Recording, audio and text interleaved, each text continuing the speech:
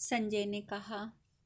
जैसे सब देवता व्रजधारी देवराज इंद्र की बातें सुनना चाहते हैं, निश्चय ही उसी प्रकार समस्त संजय और पांडव अर्जुन की मुझसे कही हुई ओज भरी बातें सुन रहे थे। उस समय गांडीवधारी अर्जुन युद्ध के लिए उत्सुक जान पड़ते थे। उनके कमल सदृश नेत्र लाल हो गए थे। उन्होंने इस प्रकार कहा, यदि दुर्योधन अजमेर कुल नंदन महाराज युधिष्ठिर का राज्य नहीं छोड़ता है, तो निश्चय ही धृतराष्ट्र के पुत्रों का पूर्व जन्म में किया हुआ कोई ऐसा पाप कर्म प्रकट हुआ है जिसका फल उन्हें भोगना है।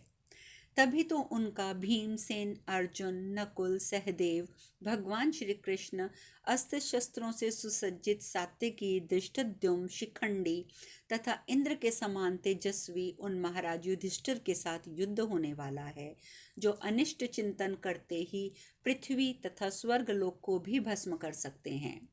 यदि दुर्योधन चाहता है कि इन सब वीरों के साथ कौरवों का युद्ध हो तो ठीक है, इससे पांडवों का सारा मनोरथ सिद्ध हो जाएगा।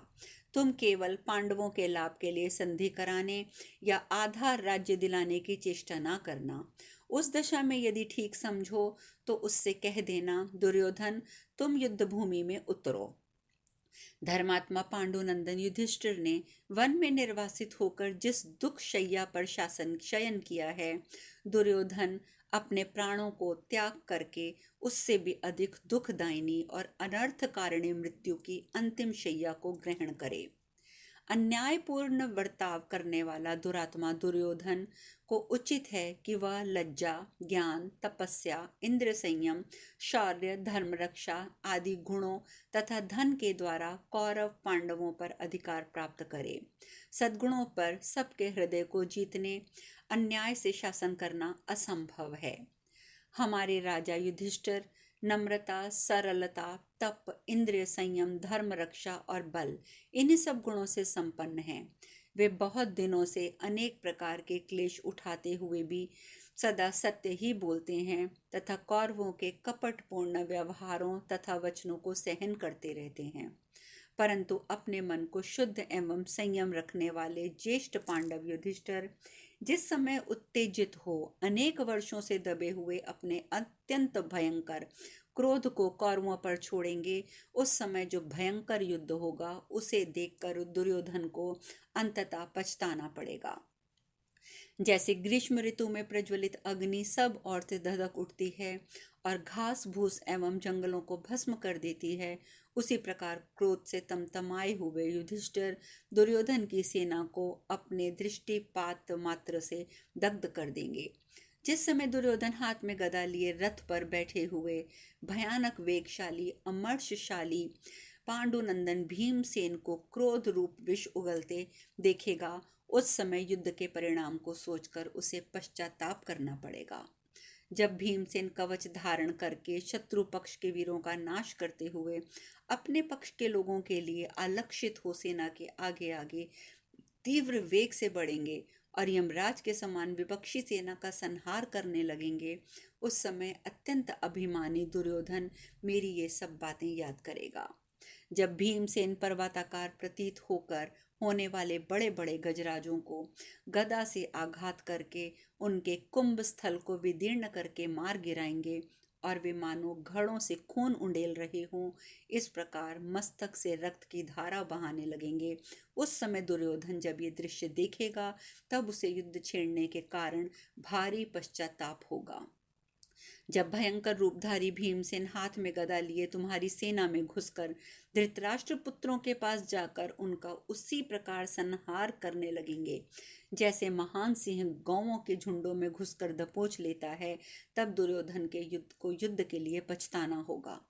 जो भारी से भारी भय आने पर भी निर्भय रहते हैं, जिन्होंने संपूर्ण अस्त्र शस्त्रों की शिक्षा प्राप्त की है तथा जो संग्राम भूमि में शत्रु सेना को रौंद डालते हैं, वे ही शूरवीर भीमसेन जब एकमात्र रथ पर आरूढ़ होकर गदा के आघात से असंख्य रथ समूहों और पैदल सैनिकों को मौत के घाट उतारते हुए छींकों के समान फंदों में बड़े बड़े नागों को फंसाकर मरे हुए बछड़ों के समान उन्हें बलपूर्वक घसीटते हुए दुर्योधन की सेना को छिन्न भिन्न करने लगेंगे, जैसे कोई फरसे से जंगल काट रहा हो। उस समय धृतराष्ट्र पुत्र मन ही मन ये सोचकर पछताएगा कि मैंने युद्ध छेड़कर बहुत बड़ी भारी भूल कर दी है। जब दुर्योधन ये देखेगा कि जैसे घास फूस के झोंपड़ों का गांव आग से जलकर खाक हो जाता है, उसी प्रकार धृतराष्ट्र के अन्य सभी पुत्र भीमसेन की क्रोधाग्नि में दग्ध हो गए। मेरी विशाल वाहिनी बिजली की आग से जली हुई पकी खेती के समान नष्ट हो गई। उसके मुख्य वीर मारे गए, सैनिकों ने पीठ दिखा दी। तभी भय से पीड़ित हो रणभूमि में भाग निकले समस्त योद्धा सहसा और धृष्टता खो बैठे।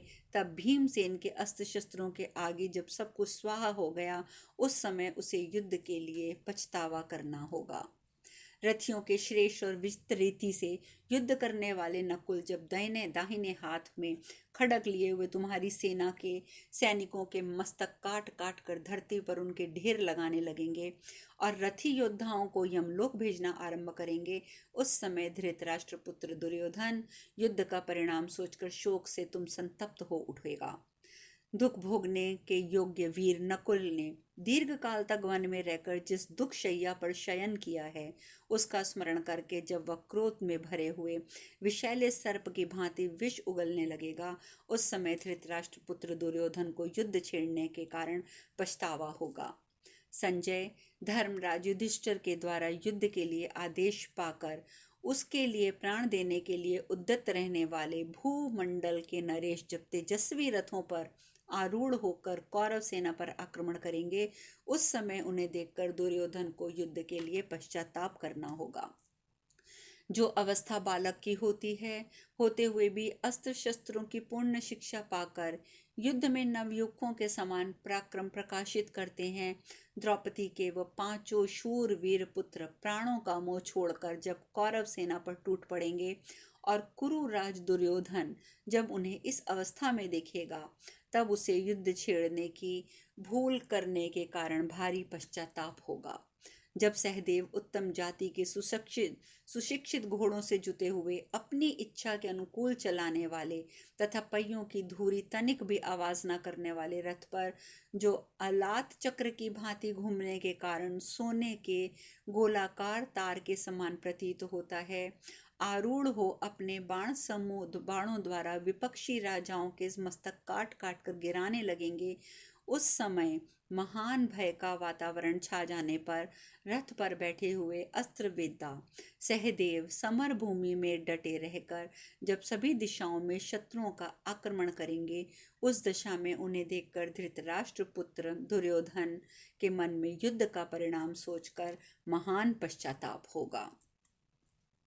लज्जाशील युद्ध कुशल सत्यवादी महाबली सर्वधर्म संपन्न वेगवान और शीघ्रता पूर्वक बाण चलाने वाले सहदेव जब घमासान युद्ध में शकुनी पर आक्रमण करके शत्रुओं के सैनिकों का संहार करने लगेंगे, तब दुर्योधन महान धनुर्धर शूरवीर अस्त्र विद्या में निपुण तथा रथ युद्ध की कला में कुशल द्रौपदी के पांचों पुत्रों को भयंकर विष वाले विषधर सर्पों की भांति आक्रमण करते देखेगा तथा उसे युद्ध छेड़ने की अपनी भारी भूल पर भारी पछताताप होगा।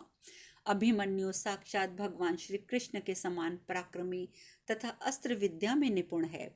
वह शत्रुओं के पक्ष वीरों पर जब संहार करेगा, जो वो समर्थ भी है, और जिस समय वह मेघ के समान बाणों की बौछार करता हुआ शत्रु की सेना में प्रवेश करेगा, उस समय धृतराष्ट्र पुत्र दुर्योधन युद्ध के लिए मन ही मन संतप्त होगा। सुभद्रा कुमार अवस्था में यद्यपि बालक है, तथापि उसका पराक्रम युवकों के समान है। वह इंद्र के समान शक्तिशाली तथा अस्त्र विद्या में पारंगत है।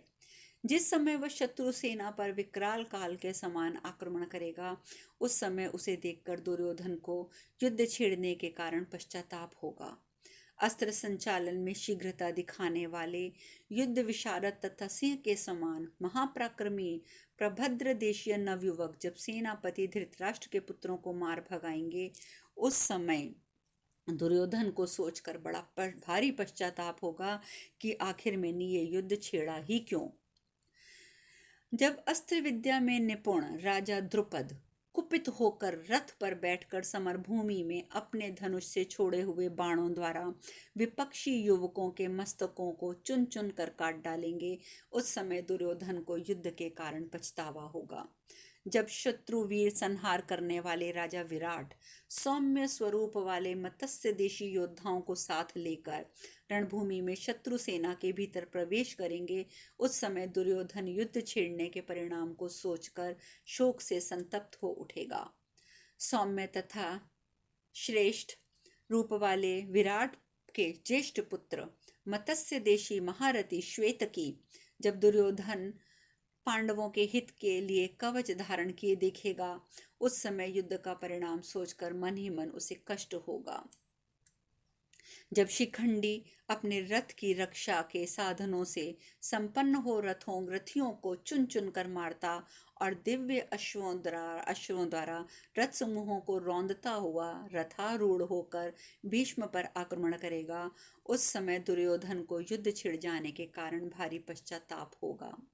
जब शत्रुओं का सामना करने में समर्थ अपरिमित शक्तिशाली सेनापति धृष्टद्युम्न और बाणों द्वारा धृतराष्ट्र पुत्रों को कुचलता हुआ आचार्य द्रोण पर आक्रमण करेगा, उस समय दुर्योधन को अत्यंत पश्चाताप होगा।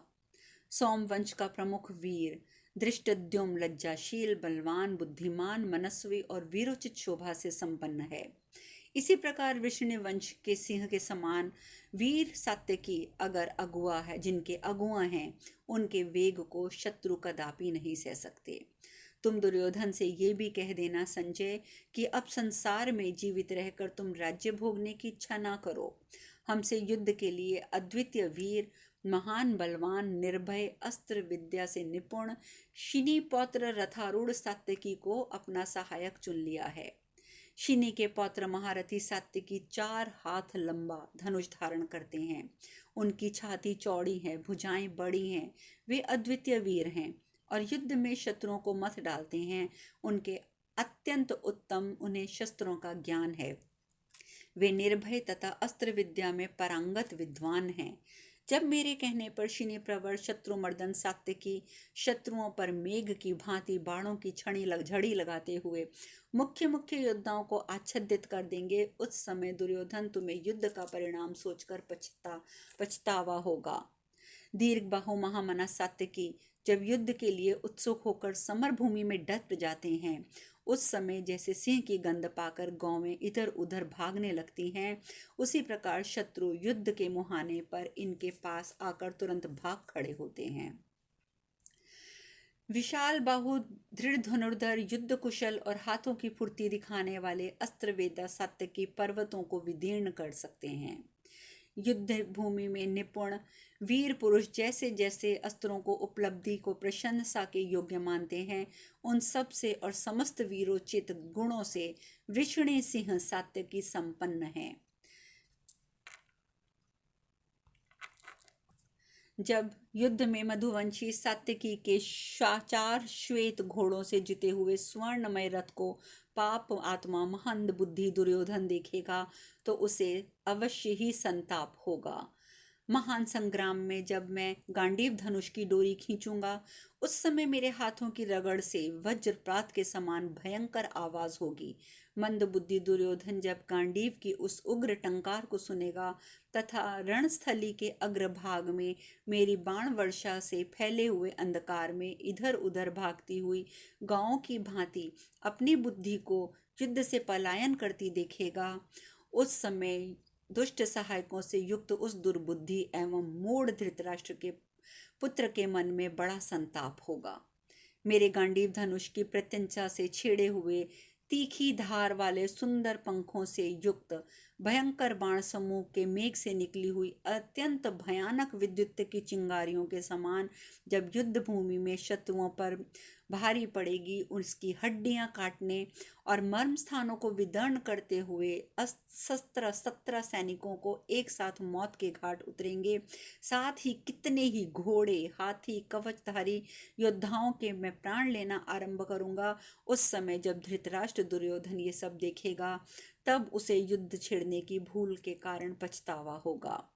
जब मेरे बाहुबल से छूटे हुए विपाठ नामक बाण युवक योद्धाओं के मस्तकों को उसी प्रकार काट काट कर ढेर लगाने लगेंगे जैसे पक्षी वृक्षों के अग्रभाग से फल गिराकर उनका ढेर लगा देते हैं, उस समय ये सब देखकर दुर्योधन को पश्चाताप होगा। जब दुर्योधन देखेगा कि उसके रथों से, बड़े बड़े गजों से, घोड़ों की पीठ पर असंख्य योद्धा मेरे द्वारा बाणों द्वारा मारे जाकर सम्रागण में गिरते हुए चले जा रहे हैं, उस समय उसे भारी पछतावा होगा।